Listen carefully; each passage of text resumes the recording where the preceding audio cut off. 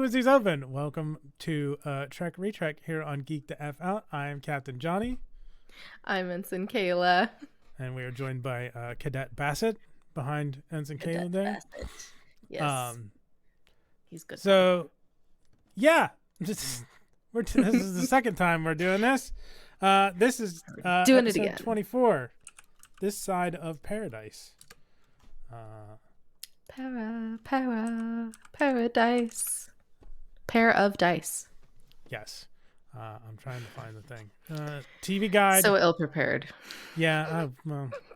TVGuide.com says Kirk seeks an antidote to paradise when his crew deserts the Enterprise for a planet where colonists enjoy an idyllic experience thanks to the tranquilizing effect of parasitic plant spores.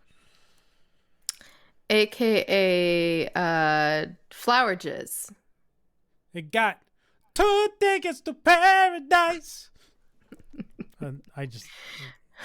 You had to. I had to. I think I did it last time too. The first time we recorded this. Yeah. In case you haven't watched this before, Johnny has seen everything. I have seen nothing in terms of Star Trek, and we were going from the very beginning of the original series and watching them episode by episode from our 2 very different perspectives. So thank y'all for joining us. And also, hence, Trek Retrek. Branding. And like, yeah, so, and like I said, this episode was done and it was lost.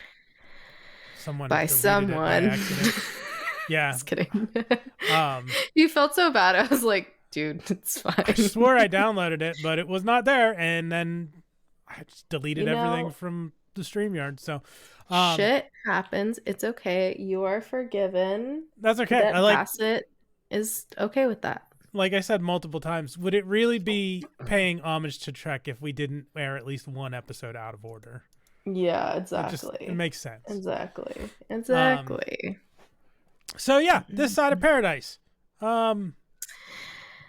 Are we ready? Yeah, let's go. Ready to go? Let's go. Get into it.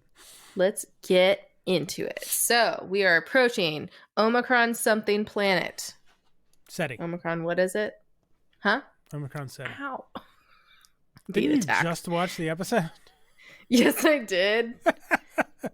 My short-term memory is not good. Long-term, great in terms of like actual life moments, but like it doesn't work the same way as other people's, okay? Anyways, Spock says there probably aren't survivors on the planet, says they can do limited exposure if they want to go down there. Because of Berthold radiation that disintegrates organic life, I think he said. Yeah. What you said. So Kirk, Spock, and crew beam down to this farm. And they talk about how people have settled there and died, even though they knew they would die. They still settled there. And then a man comes up to them all of a sudden. Elias Sandoval, correct? That's the name? That's what I have in my notes. Except for I put Elisa. I don't know what happened there. It's Elias. Oh, right? Yeah. I think it's because... Ooh. No, never mind. Okay. I don't know what it is. I thought the woman's name was Eliza, but it's not. It's something else. Says their radio isn't working. And Sulu wonders if they're not alive. Yeah, which I loved that moment. That was quite funny. Layla. Huh? Her name's Layla, not Eliza. I don't know why I was thinking Eliza. Yeah. I also watched the episode. So. Yeah, that was next in my notes. And the next thing I said is, of course, beautiful woman, pops up. I'm being attacked again. Locks eyes with Spock. Layla, they've met before. He's very demanding. Yeah, you're speaking and not to him. So yeah, well, this is what he does. And of course, I just streamed with Allison, and the entire time he just sat here doing nothing. Okay, now he's gone. He's like, peace out, Cub Scouts. I'm out of here. Oh, so Layla and Spock have met before. Yeah, so she first came on screen, and I'm like, oh, it's a love interest for Kirk. But no, they subverted expectations and threw us for a loop. Plot. They did a little plotty twisty, a little reverse cowgirl on us. They talk about how they've returned to this basic life, and Sulu and Dude notice Sal, I think they have. Yeah, that there hasn't been any animals there. I don't know. Sorry, I don't know what's going on. And Elias asks Layla, right? Layla, about her feelings for Spock. She says Spock has no choice and will have to stay. Which, dear God, I have so many typos in my notes. My next note is just Bones scans people and says they're all normal. Yep. Perfect. Yes, they're perfect. The soil will grow everything that they plant. Like, this is like the most idyllic place ever, essentially. Even the biology report says they don't have enough to sustain a lot of people. It's a very small amount in the soil. But McCoy tells Kirk to return down. No, he asked Kirk to come back to the farmhouse because he wanted to show him Sandoval's medical records. That's what it was. Okay, thank you. Yeah, sometimes my notes are just like a little too vague. Even though I just watched it again, I still, over the head. Oh, yeah, because then my next note says, Bones says Dude showed he had an appendix when he got it out. Oh, he had gotten it out. Yeah, he had record of an appendectomy, but when Bones scanned him, it showed that he had an appendix, which he shouldn't have because it was taken out. Yeah, exactly. So, like, everyone's pretty much healed. And then we have a scene where Spock asks Layla how they survived. Kirk says Starfleet has ordered them to evacuate. And Kirk asks why animals died. Elias can't answer. Elias said he can't leave. Layla takes Spock to spores. It jizzes in his face. Bukkake flowers. Bukkake flowers. Spock is then transformed and like reawakened. Not even reawakened. What's the word? Very ethereal, like laid back, like the complete opposite of how we've seen Spock. Very dudely.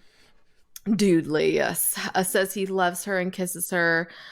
Elias runs away. Kirk tries to contact Spock, and Spock is all of a sudden now in a jumpsuit. Where'd he get that? Don't know. Came out of bumfuck nowhere. Yeah. But Spock doesn't want to tell Kirk where he is, tells him to report back, being very sus.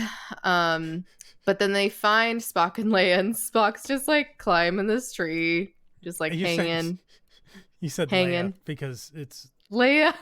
You've been doing Princess Leia. I just stuff said the all day. Leia. Yes. Mm-hmm. Yeah. Layla. Layla. Yes. It's close. Yes. It's close. Okay. Well. I'm just saying. I understand why it happened. DeSalle. I have that. DeSalle brings over spores to show Bones. Spock says they won't evacuate, and Kirk needs to be straightened out. And he's like, Spock, you're under arrest. But then the spores squirt on them. But it when I watched it this time, I did look at it more closely, and it does seem to get more on Sulu and the other guy. Everybody but Kirk, yeah. Yeah, because it squirts on Kirk too. God, this is so bad. Sprays. It squirts. It sprays. We can't keep it PG. I'm sorry. No, I don't think we were trying it sprays, to. But the little, they almost look like little like flower petals. Yeah. they stick to Sulu and the other guy, but nothing gets on Kirk. And he does kind of back off for a second. Mhm. So, yeah. But then later, it does affect him when it immediately squirts on, or sorry, not immediately, directly squirts on him. Full frontal. Right in the kiss hole. Anyways, so yeah, but then he doesn't really play along, but Bones' turn to Kirk asks to be beamed up, gets back on the ship. Uhura has been turned, and then says all communications are out, so she's sabotaged that. He finds a plant on board and like throws it away. And then immediately finds a line of people waiting to transport down to the colony. He's like, go back to your stations. They're like, no. And then he's like, this is a mutiny. And they're like, yeah, it is. Sure is. Yeah, just very matter of fact, nonchalant. Yeah. So. Just like so chill about it. Okay. You finished those bones really quickly.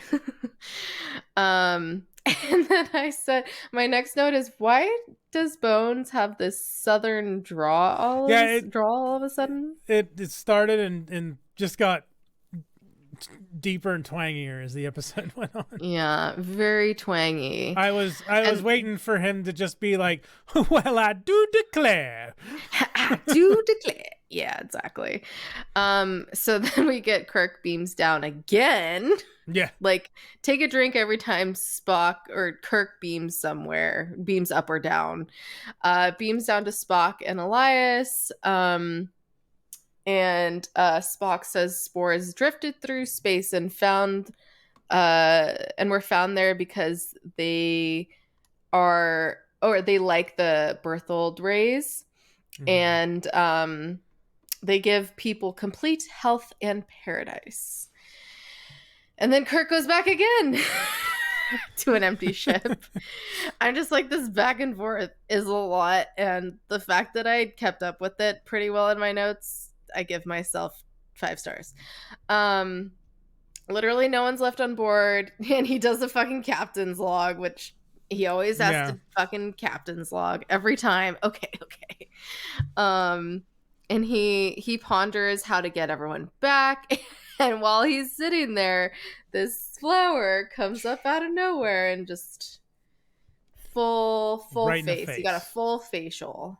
Got a full facial. So it does turn him. Bukkake flowers.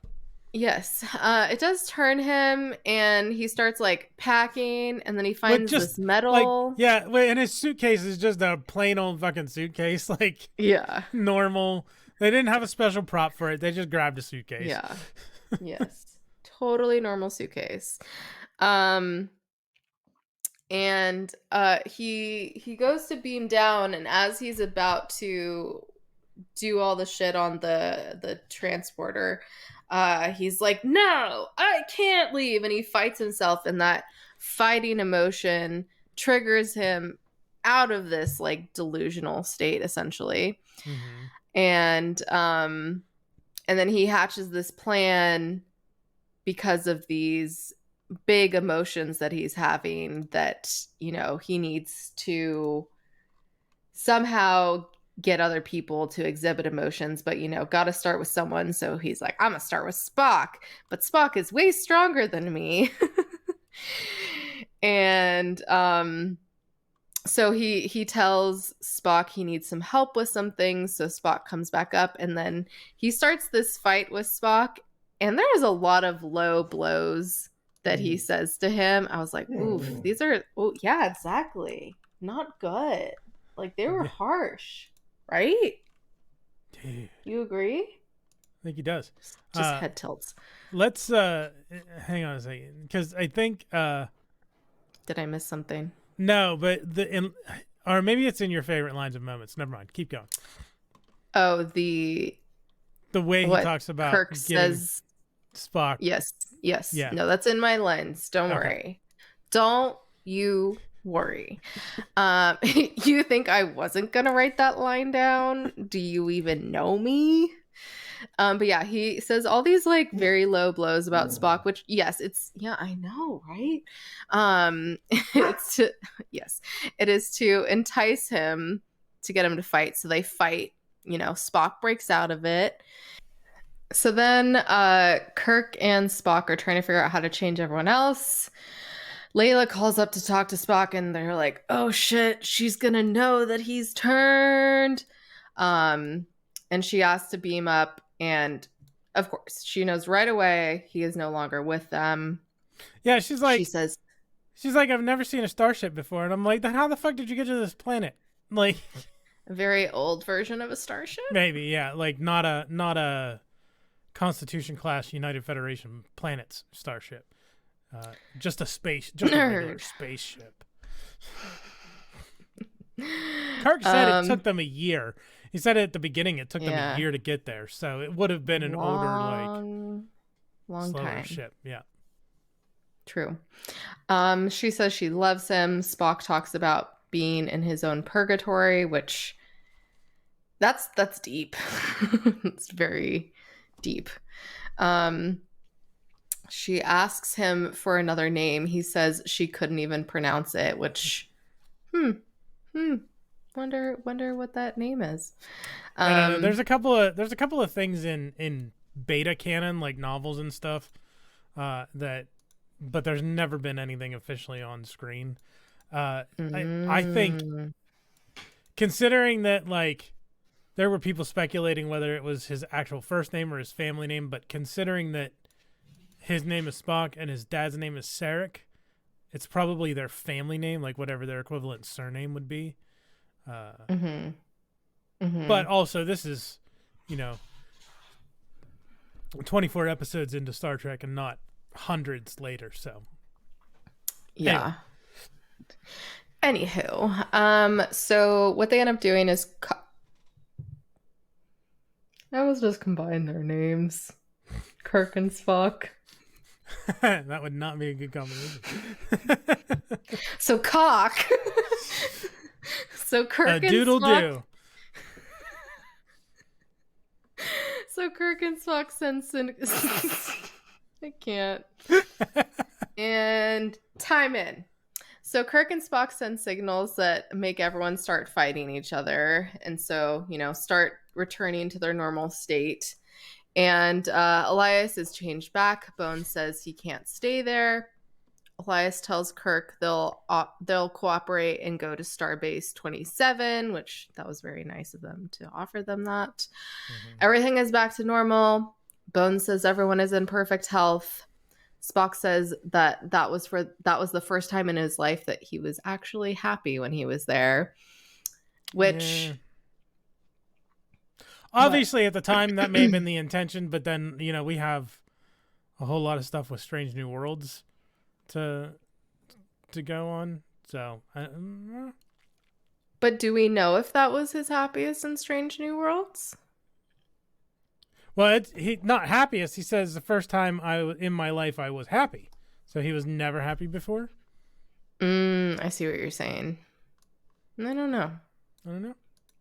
Maybe he wasn't. This whole thing, it's like, why can't you stay there? Yeah, like, right? Obviously there's some reasons, but for the most part, could make it work. Yeah, we talked about this in the original recording, and we talked about this a little bit with Did we?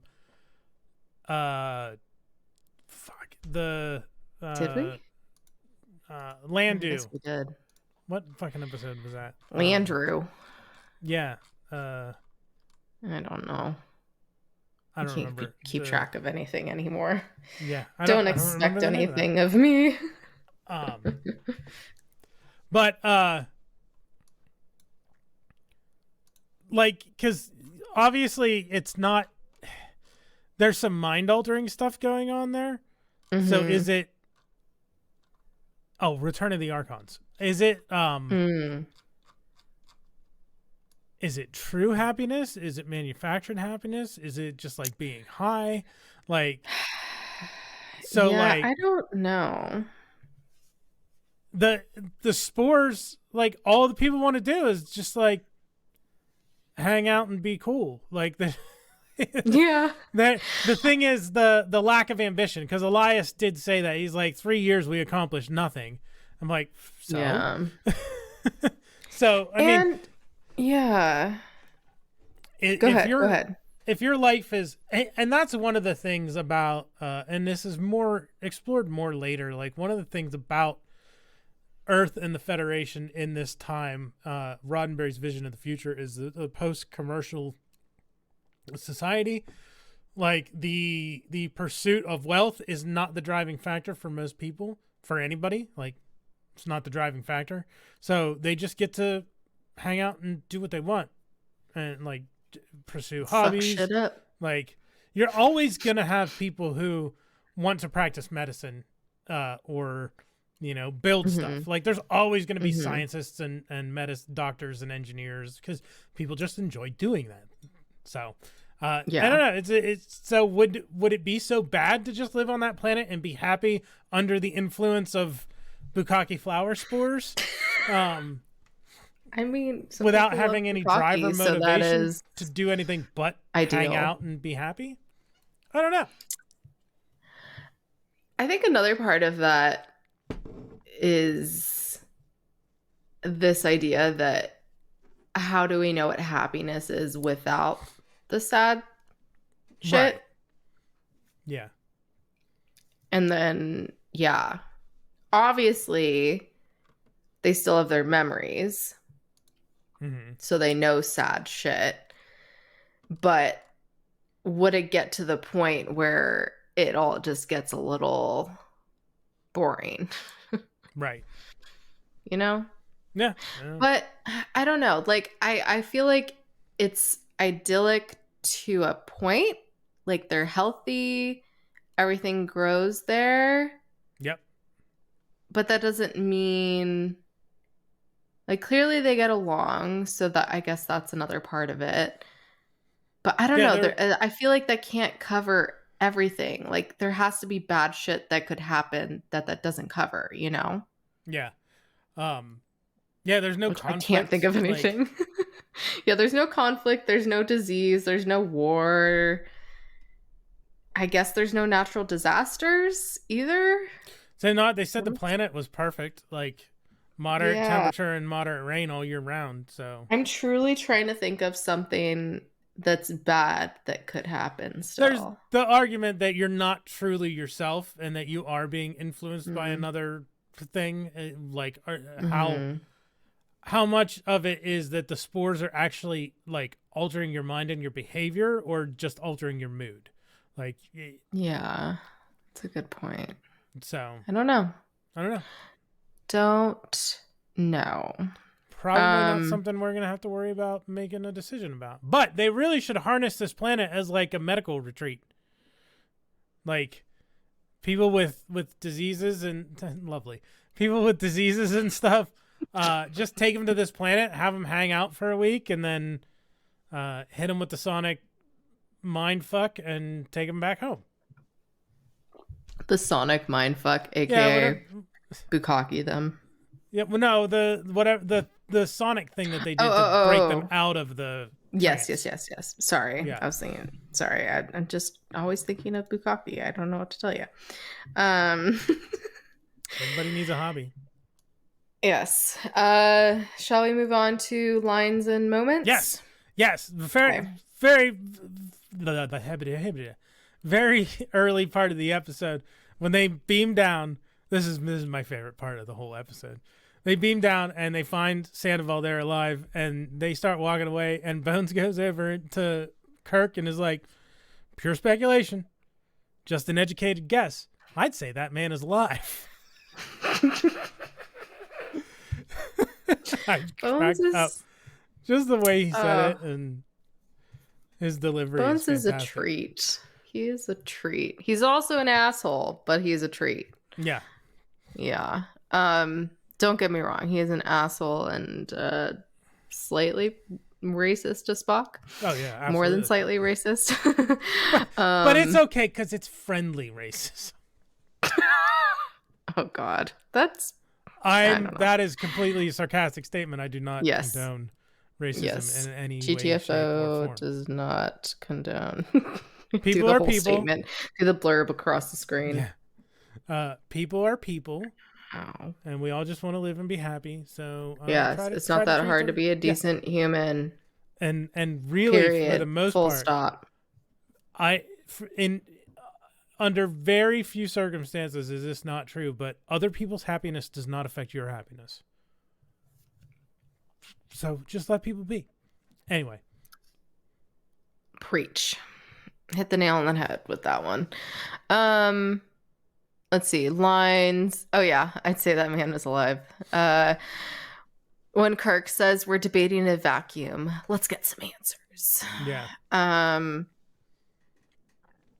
And then let's see. Spock says, I've never understood the female capacity to avoid an answer to a question. And I was like, fuck you. Human. Fuck you very much. We talked about this, the original recording too. Like the word just should have been human, because it's not just a female or woman or gender thing. It's fucking people in general. Yeah, people like to avoid human beings. Yes. Shitty human beings. Indeedy. Yeah. But human beings. Yes. Human beings that haven't gone to therapy.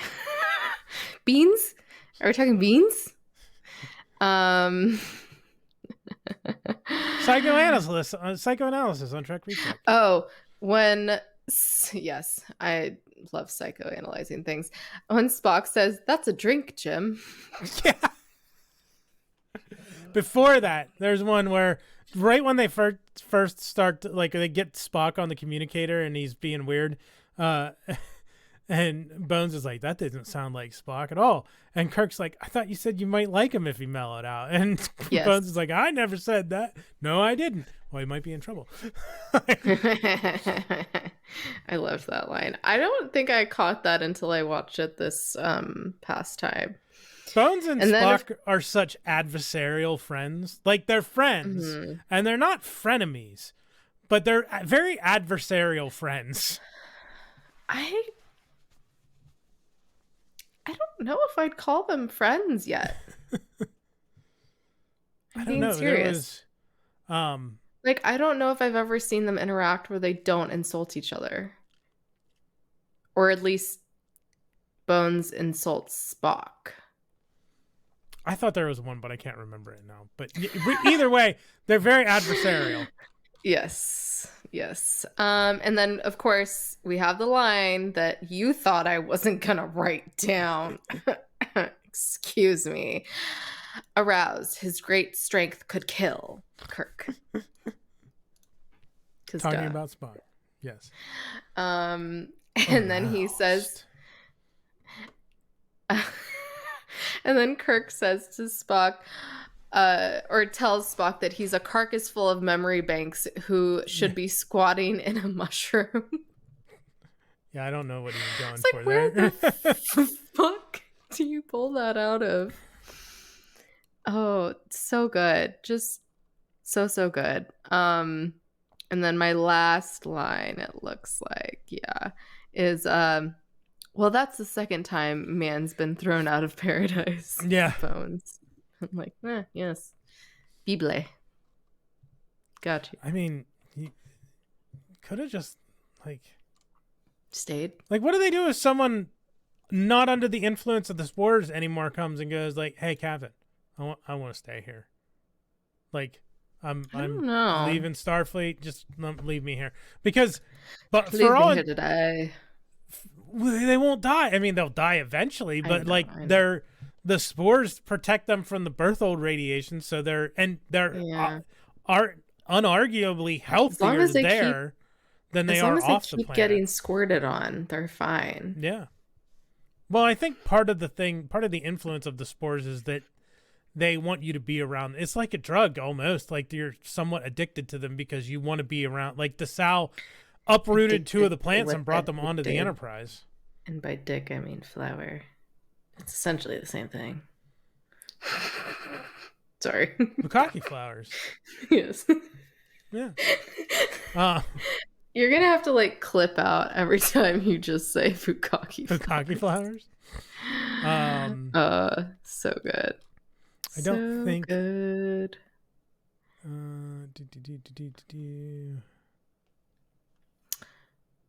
That's all I have for lines and moments. Yep. I mean, I loved seeing Spock in this state. It was nice. It was a nice change. So any moments like that were great. Bones just had some great lines. I think my favorite moment, though, is when Kirk is just sitting there on the ship and the flower comes out of nowhere and is just like, facial time. Yeah, that is pretty funny. Yeah.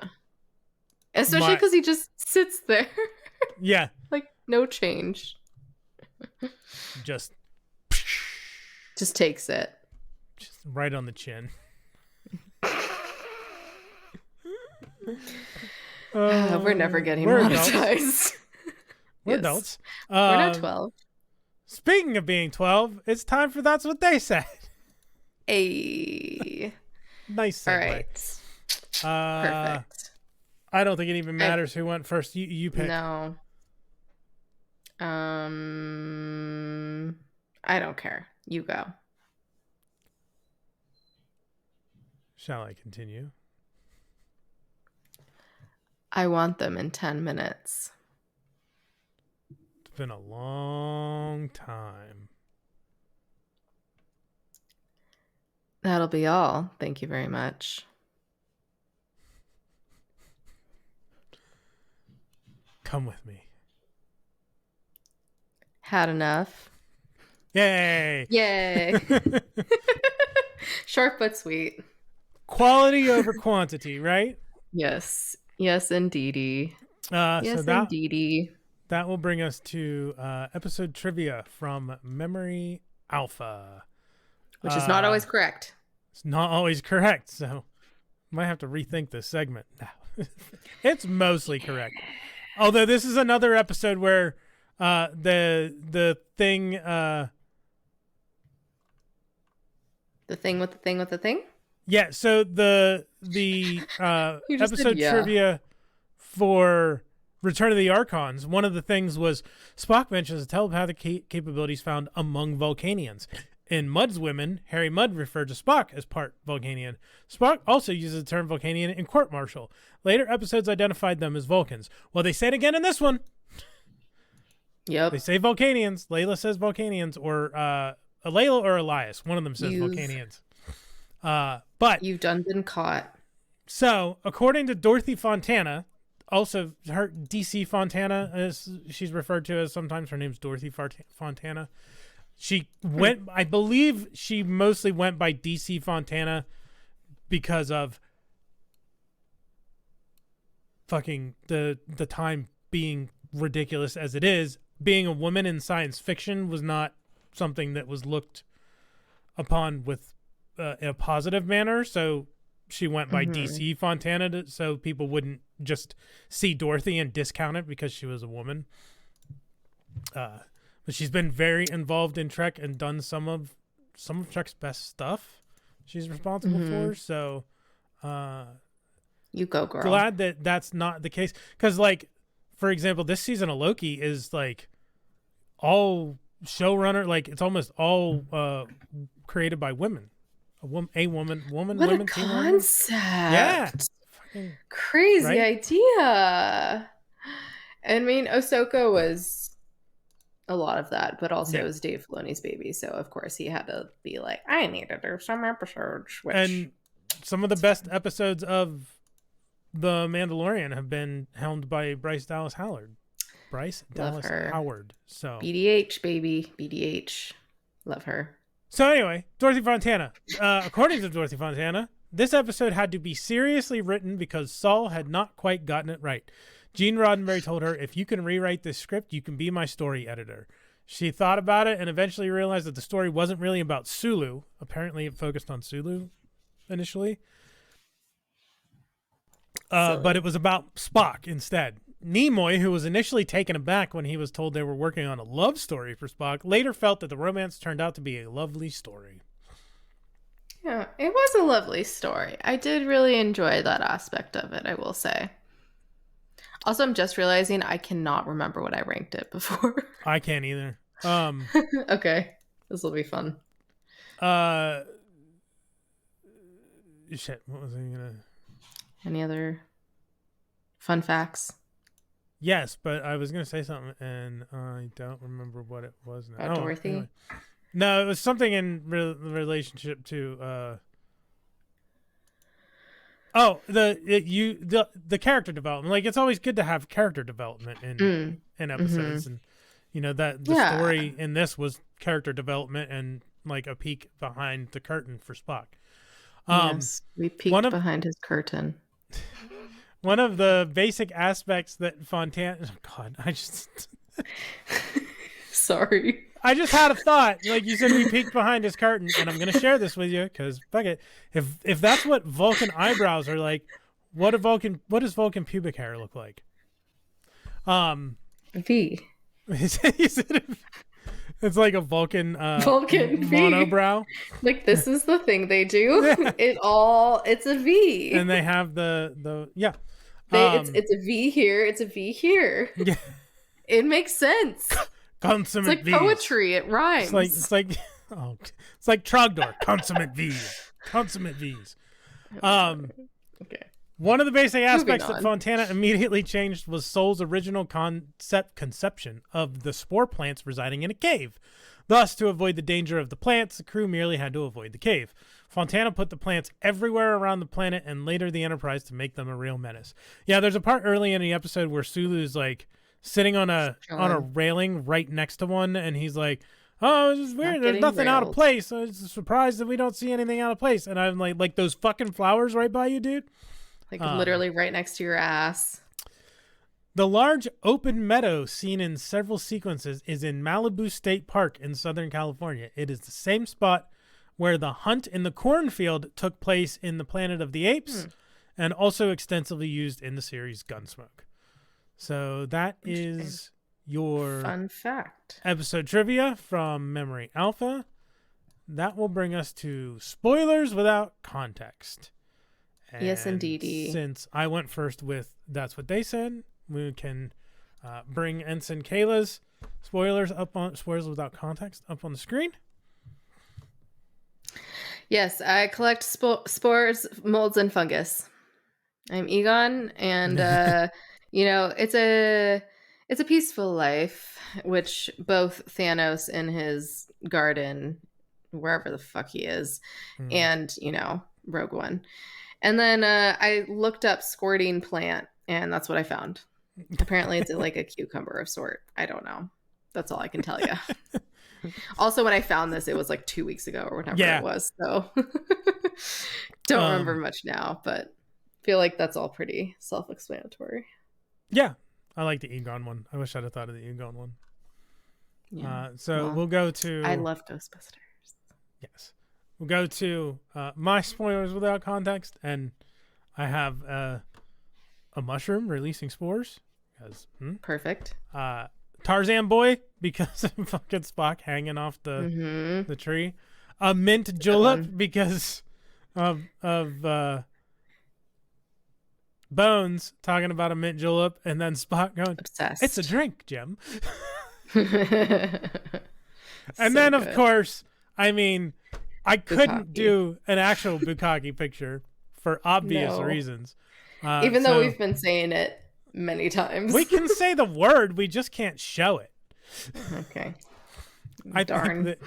I don't know if YouTube would, even though we're not monetized, I don't know if YouTube would be happy about us putting that on the screen. Yeah. Maybe I'll do one of those annoying YouTuber things and just insert like one frame of it. So you just see a flash. You'll now never you're giving be able away to our pause secret. So now they're going to do that. So yeah, I had to Google like cake flour in the face, and that's what it is. Beautiful. Well done. There you go. 10 Those stars. are your Thank you. Those are your spoilers without context. That will bring us to ranking the episode. Ensign ranking.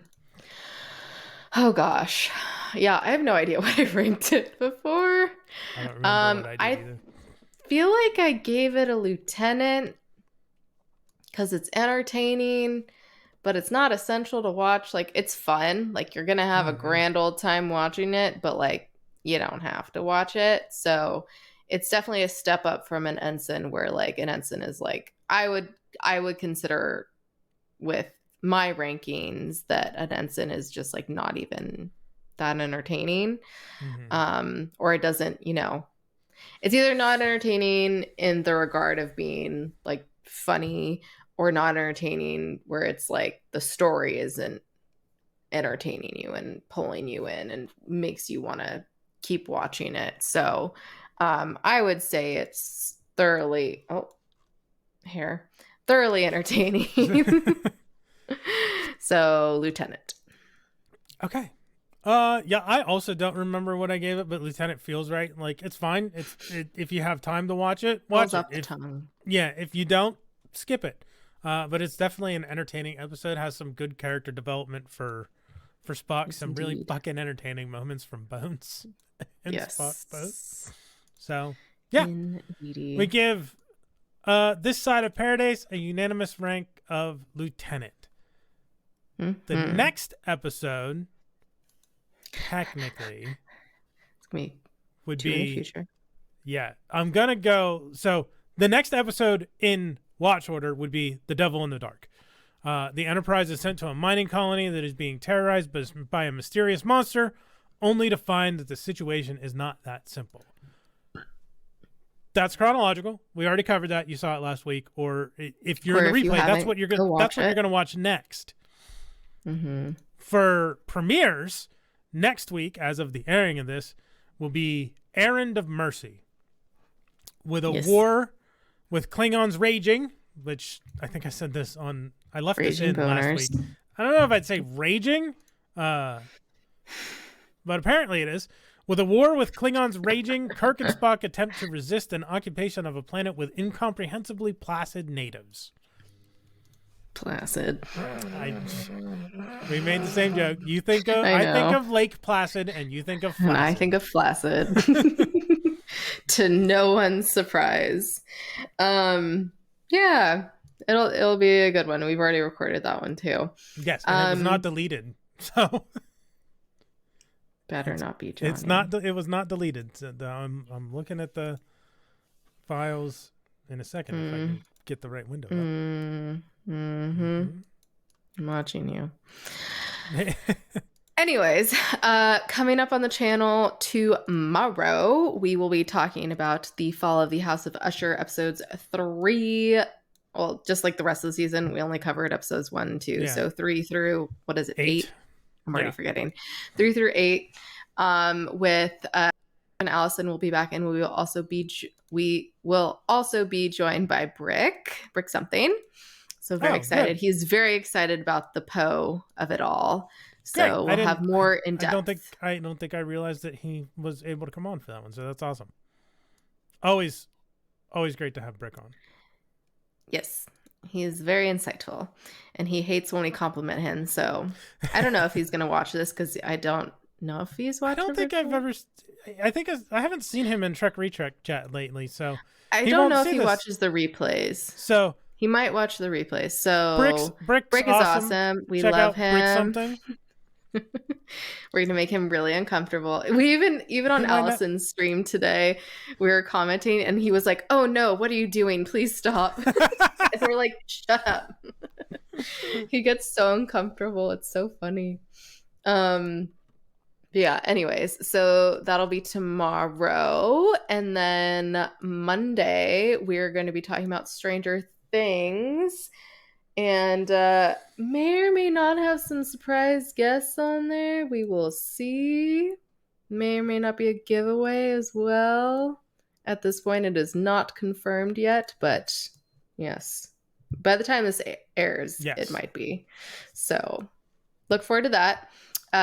To stay updated on that, though, you can follow us on our socials at GTFO channel. Oh, look at that. That's a nice segue. Continue. Thank you. And I did not plan that. It just happened. Just came naturally, like the flowers.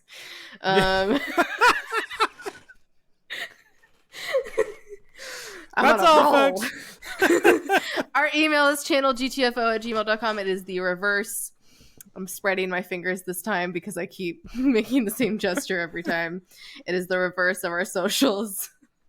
There's no way. It's yeah. Thanks everyone for joining, either live in the chat or on the replay. We appreciate y'all watching. Make sure to smack that like, smack that subscribe, smack that bell icon, leave a comment. It is awesome to engage with all of y'all. As we're going, like, this has been fun, us going through this journey together of, Star Trek from our two different perspectives, but it's even more fun engaging with everyone, and we're just doing this channel for fun, so it's pretty cool to see everyone interact, and it's cool to see the same people come back again in the live chat or see the same people comment again. Yeah, it's just great. Johnny, you read my mind. So yeah, I think that's it. That is. All right. Until next time, peace and long life, y'all. Live long and prosper. Bye.